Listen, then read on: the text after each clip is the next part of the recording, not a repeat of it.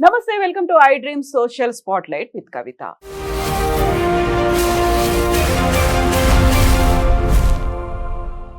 Bengaluru rave పార్టీలో drugs తీసుకోలేదని హేమ ఎంత చెప్పినప్పటికీ కూడా తను డ్రగ్స్ తీసుకున్నారని ఛార్జ్ షీట్ లో హేమ పేరు నమోదు చేశారు పోలీసులు. ఎందుకని ప్రతిసారి ఫిల్మ్ ఇండస్ట్రీ, రేవ్ పార్టీలు, డ్రగ్స్ వీటి గురించే మాట్లాడుకోవాల్సినటువంటి పరిస్థితి ఏర్పడుతోంది. ఇప్పుడు హేమ పేరు ఛార్జ్ షీట్ లో నమోదైన తర్వాత జరిగే పరిణామాలు ఎలా ఉంటాయి? మనతో పాటుగా ఉన్నారు సీనియర్ జర్నలిస్ట్ జిఆర్ మహర్షి గారు.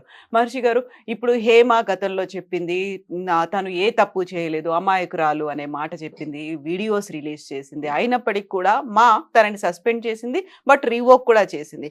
ఇప్పుడు సరికొత్తగా వచ్చినటువంటి ఛార్జ్ షీట్ లో హేమ పేరు నమోదైంది, తను కూడా డ్రగ్స్ తీసుకున్నట్టుగా తేలింది. అసలు ముందు తర్వాత ఏం జరిగింది? ఏం చేసిందంటే ఊరికి ఎక్కువ అనవసరంగా తాను ఆ కేసులో లేనని చెప్పుకోవడానికి విపరీతంగా నటించడం. అంటే ఆ సినిమాల్లో నటించకుండా బయట నటించేసి అక్కడ పొరపాటు. రెండు, ఆ పోలీసులను కూడా ఒక రకంగా గుచ్చినట్టు అయింది. అంటే వాళ్ళకి సంబంధం లేకుండా ఈమె బయటకు వచ్చి వీడియోలు చేయడం, ఒకవేళ ఇవన్నీ చేయకపోయి ఉంటే ఏదో చూసి చూడనట్టు ఆమె పేరు తీసేసి ఉండేవాళ్ళేమో, అది వాళ్ళకి ప్రెస్టీజియస్గా మారింది.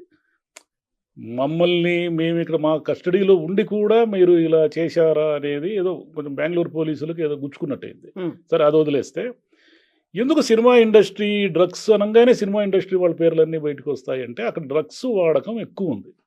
మా వాళ్ళు ఏదో ఎన్నికలు పెట్టుకోవడము, ఇంకోటి చేయడము, సస్పెండ్ చేయడం, ఎత్తేయడం కాకుండా అసలు ఎందుకు సినిమా ఇండస్ట్రీకి డ్రగ్స్కి ఎందుకు అంత సంబంధం ఉంది అనేది ఒకసారి చూసి చెక్ చేస్తే, అంటే వాళ్ళు ఏం చేయగలరు, కనీసం ఆ వాడకం తగ్గించేది ఏమైనా ఒక చర్య, అలా డ్రగ్స్కు సంబంధించి ఎవరు పట్టుబడినా మేము నిషేధిస్తాము, మీకు సినిమాల్లో మేము అవకాశాలు ఇవ్వము, మీ అలాంటిది ఏదైనా ఒక నిర్ణయం తీసుకుంటే ఏదైనా కొంత తగ్గుతుందేమో. ఎందుకు సినిమా వాళ్ళు ఎక్కువ డ్రగ్స్ తీసుకుంటారంటే అది ఒక రకమైన డిప్రెషన్ ఫీల్డ్ మేడం. అది ఎందుకు డిప్రెషన్ అంటే డబ్బులు వస్తాయి కదా, సెలబ్రిటీ హోదా వస్తుంది కదా, అంటే విపరీతమైన అప్స్ అండ్ డౌన్స్ ఉంటాయి, ఒత్తిడి విపరీతంగా ఉంటుంది. అంటే ఒక సక్సెస్ వచ్చిన తర్వాత దాన్ని నిలబెట్టుకోవడానికి విపరీతమైన ప్రెజర్ ఉంటుంది.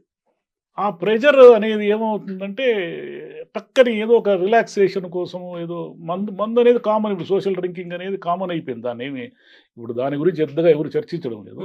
ఈ డ్రగ్స్ ఎక్కువ ప్రాబ్లం అయిపోతాం. ఒక వీక్ పాయింట్ ఏదో ఒక వీక్ పాయింట్. ఇంకోటి ఏమిటంటే సక్సెస్ కూడా అంతే. సక్సెస్ వల్ల ఏమిటంటే ఒక దశ డబ్బులు వస్తాయి, ఏం చేసుకోవాలి, డబ్బులు వచ్చిన తర్వాత కూడా ఇంక వాళ్ళకి అంటే ఒక నెక్స్ట్ లెవెల్ ప్రెజర్ అంట, సంతోషం అంటారే, దాన్ని ఎక్కడో ఎవరు తగిలిస్తారు ఈ డ్రగ్స్ని. ఈ డ్రగ్స్ని ఒకసారి డ్రగ్స్ వల్ల ఏమిటంటే మొత్తం జనరేషన్స్ వెళ్ళిపోతాయి.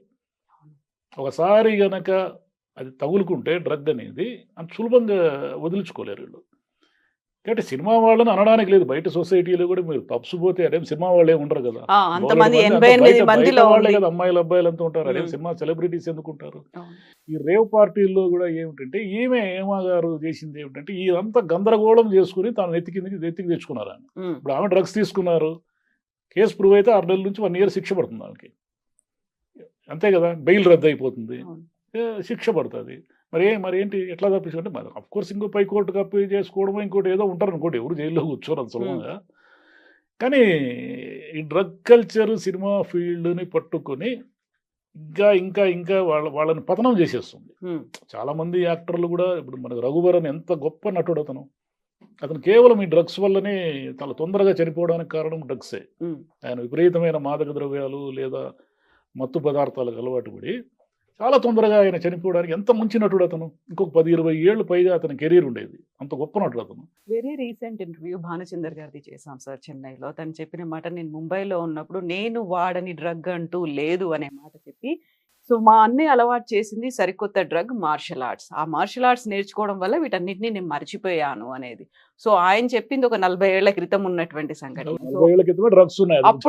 అప్పుడున్నాయి. సో ఇంతకు మించిన డ్రగ్స్ నేను యూస్ చేయని డ్రగ్ అనేది లేదు అనే మాట చెప్పినప్పుడు, ప్రతిసారి ఇలా ఏదో ఒక పబ్బుల్లోనో ఇంకొక పార్టీలోనో డ్రగ్స్ ఉన్నాయి, దొరికాయి, అందులో సినీ నటులు ఉన్నారు అనుకున్నప్పుడు ఆ తర్వాత అది ఏమవుతుంది అనేది కూడా అర్థం కాని పరిస్థితి. ఊరికే మనం కొంతకాలం యూట్యూబ్లో మాట్లాడుకోవడానికి లేదా పేపర్లో వార్తలు రాసుకోవడానికి తప్ప, ప్రతిసారి ప్రభుత్వం ఏమంటా ఉంటుంది, యాంటీ నార్కోటిక్స్ సెల్ ఉంటాయి కదా, వీళ్ళు ఏమంటారు, ఇంక లేదు మేము ఉక్కుపాదం అదంతా చేస్తాము, డ్రగ్స్ లో ఎవరు దొరికినా వాళ్ళని ఎవరు పట్టుబడతారు, ఎవరో ఒక డ్రగ్ పెడ్లర్స్ సప్లైలు చేసే నైజీరియా వాడు ఒకడో ఇద్దరు పట్టుబడతారు.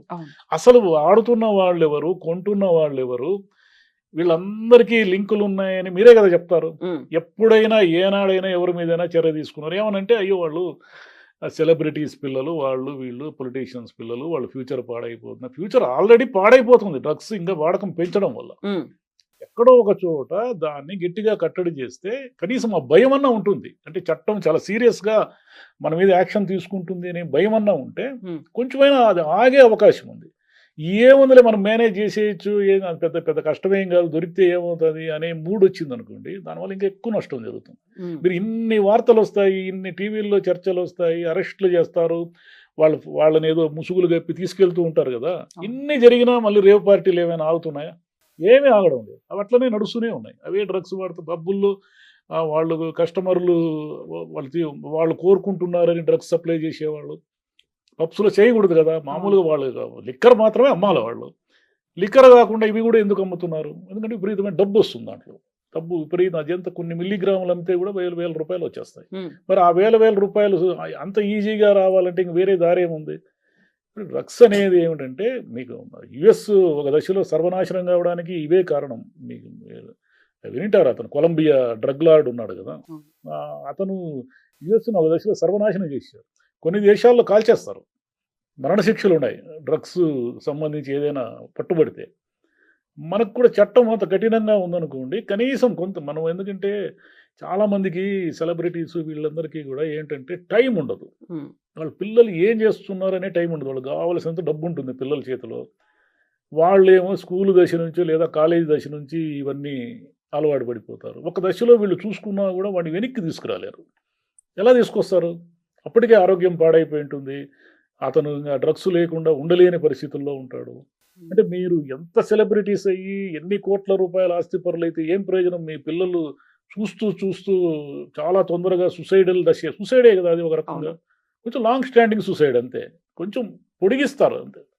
మరి మీ పిల్లలు మీ కళ్ళ ముందే అలా అయిపోతూ ఉంటే మీరు అంటే వీళ్ళు కొంచెం జాగ్రత్త తీసుకుంటే అసలు ఏం జరుగుతూ ఉంది, పిల్లలు ఏం చేస్తున్నారు, కాలేజీలకు వెళ్తున్న పిల్లలు ఏం చేస్తున్నారు, మినిమం అంటే పొద్దస్తమానం వాడి మీద ఏదో నిఘా వేయమని కాదు నేను చెప్పేది. మినిమం కనీసం వాడు ఎలా చేస్తున్నాడు, ఏం చేస్తున్నాడు, మనం ఇస్తున్న డబ్బుని ఎక్కడ ఖర్చు పెడుతున్నాడు అనైనా ఆలోచిస్తే కొంతైనా ప్రివెంట్ చేయొచ్చు. పూర్తిగా ఆపలేరు, పూర్తిగా ఆపడం అనేది అసాధ్యం. ఎందుకంటే ఏది మాత్రం ఆపగలిగాం మనం? ఏమన్నా మద్యాన్ని ఓ అని ఇంత పెద్దది వేస్తారు. సినిమా చూస్తేనే వాడు ఎవడైనా మందు తాగుతూ ఉంటే కింద స్లైడ్ వేస్తారు, మద్యం తాగడం హానికరం అంటారు. సినిమా మొదలు పెట్టంగానే దాంతో మొదలు పెడతారు, పోతారు రా మద్యం తాగితే. ఎవడైనా ఆపాడా? ఎవడు ఆపరు కదా. ప్రివెంట్ చేసుకుంటూ రావడమే అంతే. ఈ రీసెంట్ కాలంలో తెలంగాణ సీఎం రేవంత్ రెడ్డి కూడా ఒక మాట అన్నారు, ఏదైనా సినిమాలు ఇక్కడ రిలీజ్ చేయాలి అనుకున్నప్పుడు ఫస్ట్ మీరు దానికి సంబంధించి ఒక స్టోరీ లాగానో ఒక స్లైడ్ లాగానో యాంటీ డ్రగ్స్ యూసేజ్కి సంబంధించి ఒకటి చేయించండి అనే మాట చెప్పారు. మా కూడా ఒక సస్పెన్షన్ చేసింది, ఆ తర్వాత ఎత్తేసింది. హేమ కూడా నేను 2 రాష్ట్రాల సీఎంలను కూడా కలుస్తాను అని చెప్పిన తర్వాత ఇప్పుడు ఛార్జ్ షీట్ లో పేరు వచ్చిన తర్వాత రియాక్షన్స్ అనేవి ఎలా ఉంటాయని మీరు అనుకుంటున్నారు? ఎలా ఉండాలంటారు? ఏం రియాక్షన్స్ ఉన్నాయి? అసలు ఏదో పొరపాటు అయిపోయింది అని అప్పుడే గమ్మునైపోయి ఉంటే ఏమీ అయ్యిండేది కాదు. ఆమె దీన్ని తెగే వరకు లాగింది. ఆమె తెగే వరకు లాగి మళ్ళీ వీడియోలు పెట్టి నేను బిర్యానీ వండిస్తా, మీకు అది వండిస్తా, ఇది వండిస్తా అని చెప్పి ఇప్పుడు ఆమె పేరు ఉంది. ఇప్పుడు ఆమె ఏం చెప్తారు? నేను అన్యాయంగా అక్రమంగా ఇరికిచ్చారని చెప్తారా? చెప్పలేరు కదా. మీకు రక్త పరీక్షలు చేసే కదా ప్రూవ్ చేస్తారు. కాబట్టి ఇంకా ఆమె ఏం చెప్పినా ఇంకా ఆమె చెప్పింది, ఆమె హాయిగా సినిమాల్లో నటిస్తూ ప్రశాంతంగా ఉండకుండా ఈ డ్రగ్స్ జోలికి ఎందుకు వయరా అర్థం కావడం లేదు. అంటే ఆమె వల్ల అనేక మంది చెడిపోతారు కదా. ఆమె సెలబ్రిటీ కదా ఎంతో కొంత. ఆమె ఆ పార్టీల్లో పాల్గొంటూ ఆమె చిన్నపిల్లల్ని ఆమె చెడగొడతా ఉంటే మళ్ళీ ఇంకా ఆమెకి ఇంకేం మాట్లాడే హక్కు ఉంది? ఆమె కూడా బిగ్ బాస్లో వచ్చి ఆ రోజు అన్ని నీతులు చెప్పారు కదా. ఏం మాట్లాడే హక్కు ఉంది ఆమెకి? ఏమి మాట్లాడక్కర్లేదు ఆమెకి. సో ఇప్పుడు ఏం చేస్తారని మీరు అనుకుంటున్నారు? ఏం చేయాలి? ఏం చేస్తారు? మా సస్పెండ్ చేస్తారు అంతే. మళ్ళీ ఆమె కేసులు బెయిల్ రావడమో, జైలుకి పోకుండా తనను తాను రక్షించుకోవడమో ఏదో చేస్తారు. ఇంకో కోర్టుకు పోవడమో ఏదో చేస్తారు. టైం ల్యాగ్ చేస్తారు కదా. చేసిన తర్వాత ఇంక మా వాళ్ళు చేయగలిగింది ఏముంది ఆ ఆర్గనైజేషన్కి అంత రైట్స్? సినిమాల్లో మనకి ఎవరు అవసరమైతే వాళ్ళు నటిస్తూ ఉంటారు. ఈ ప్రకాష్ రాజ్ మీద నిషేధం అది ఇది అన్నారు, ఏమైనా అయిందే? ఆయన మామూలు నటిస్తూనే ఉన్నాడు కదా. అంటే అవన్నీ ఏం కాదు. ఎవరికి సినిమా వాళ్ళకి పలానా నటుడు కానీ, పలానా నటి గాని ఆ క్యారెక్టర్‌కి అవసరము అని అనుకున్నప్పుడు వాళ్ళు ఏ నిషేధాలు పట్టించుకోరు. హ్మ్. వాళ్ళు మామూలుగానే వచ్చి యాక్ట్ చేస్తూ ఉంటారు, వెళ్ళిపోతూ ఉంటారు. కాబట్టి ఇవన్నీ వ్యాపారం గదా! ఈ వ్యాపారంలో లాభ నష్టాలే ప్రధానం గాని, మోరల్స్, ఇమ్మోరల్స్ అనేటివి సెకండరీ.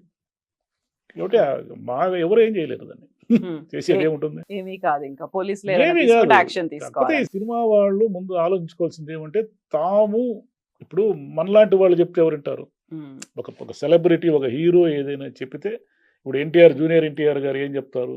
ఇంటికి జాగ్రత్తగా పోండి బాబు, మీరు యాక్సిడెంట్లు వాహనాల కాకుండా ప్రమాదాలు చేసుకోవద్దండి, డ్రైవింగ్ జాగ్రత్తగా చేయండి అని చెప్తారు. అది పనిచేసింది జనం మీద. అవును. జూనియర్ ఎన్టీఆర్ గారు చెప్పడం వల్ల ఎంతో కొంత పనిచేసింది. ఎందుకంటే ఆయన కుటుంబంలో ఇద్దరిని ఇద్దరు పోగొట్టుకున్నాడు. పోయారు. హ్మ్. అలా ఎవరైనా చిన్న పిల్లలకి చెప్పాలి గాని, యువతరానికి ఏదో డ్రగ్స్ తీసుకుంటే ఏమైపోతారు, ఎంత నాశనం అయిపోతారో చెప్పాలి గాని, మీరే డ్రగ్స్ తీసుకుంటా ఉంటే ఇంకేం చెప్తారు? సో ఏం చేస్తుంది, లేకుంటే బెంగుళూరు పోలీసులు ఎలా రియాక్ట్ అవుతారు, అది మాత్రం చూడాలి ఇంకా. ఏమి రియాక్ట్ గారు ఏమవుతది? ఇట్లాంటివన్నీ ఎన్ని చూడలేదు మేడం. ఏమన్నా అయితాయా? Yes sir, thank you so much sir. Thank you. Thank you.